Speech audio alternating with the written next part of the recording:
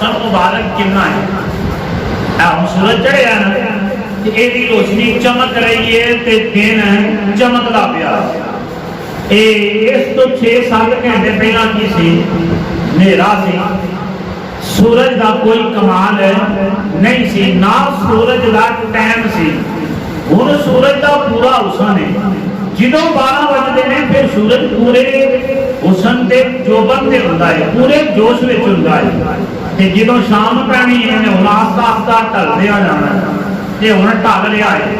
ਢਲਦੇ ਆ ਇਹਨੇ ਮਗਰਬ ਦੇ ਟਾਈਮ ਤੇ ਜਾਣਾ ਹੈ, ਗਰੂਬੇ ਆਫਤਾਬ ਤੇ ਜਾਣਾ ਹੈ। ਜਦੋਂ ਜਾਣਾ ਹੈ ਤੇ ਫਿਰ ਹੋਣਾ ਕੀ ਹੈ, ਫਿਰ ਇਹਦੀ ਰੋਸ਼ਨੀ ਖਤਮ ਹੋ ਜਾਣੀ ਹੈ, ਇਹਨੂੰ ਜ਼ਵਾਲ ਆ ਜਾਣਾ। फिर रात की चांदनी आ जानी, रात आ जानी है, अंधेरी रात। वो जी रात की चांदनी है, जी रात का अंधेरा है, वो चपेट मारता है सूरज नूं ते सूरज सैड दे दा हुसन खत्म हो जाता है। ते जे रात आती है ते चंद पहली रात का जिहड़ा है वो बिल्कुल हल्का जिहा हुंदा है, इहनूं कहंदे हिलाल। ते जदों 14वीं रात का चंद हुंदा ते पूरे चौबन ते हुंदा है। रात नूं बल्ब बालन की जरूरत भी नहीं पैंदी, इहदी रात रोशन हुंदी है। ते फरमाया कि जिउं-जिउं वो वधदा जांदा है फिर 27वीं शब आउंदी है, 28वीं शब आउंदी है ते चंद साहब गायब हो जाते हैं, इन्हां दे भी ज़वाल आ जांदा है। पता चलिया ना सूरज चे और हुसन है कोना है ना ਉਹਦਾ ਵੀ ਕੁਝ ਮਖਸੂਸ ਵਕਤ ਹੁੰਦਾ ਕਿ ਜਿੰਨੀ ਦੇਰ ਉਹਦਾ ਹੁਸਨ ਕਾਇਮ ਰਹਿੰਦਾ ਹੈ, ਤੇ ਚੰਦ ਦਾ ਵੀ ਕੁਝ ਟਾਈਮ ਹੁੰਦਾ ਹੈ, ਉਸ ਵੇਲੇ ਹੀ ਉਹਦਾ ਹੁਸਨ ਰਹਿੰਦਾ ਹੈ। ਤਾਰੇ ਵੀ ਰਾਤ ਨੂੰ ਚਮਕਦੇ ਨੇ, ਦਿਨ ਨੂੰ ਉਹ ਵੀ ਨਹੀਂ ਚਮਕਦੇ। ਹੁਣ ਬੱਚਾ ਪੈਦਾ ਹੁੰਦਾ ਹੈ ਤੇ ਜਿਉਂ-ਜਿਉਂ ਉਹ ਉਰੂਜ ਪਕੜਦਾ ਹੈ, ਉਹਦੀ ਉਮਰ ਵੱਧਦੀ ਜਾਂਦੀ ਹੈ, ਰਤੋਜੀ ਉਮਰ ਦੇ ਅੰਦਰ ਤਬਦੀਲੀਆਂ ਆਉਂਦੀਆਂ ਜਾਂਦੀਆਂ।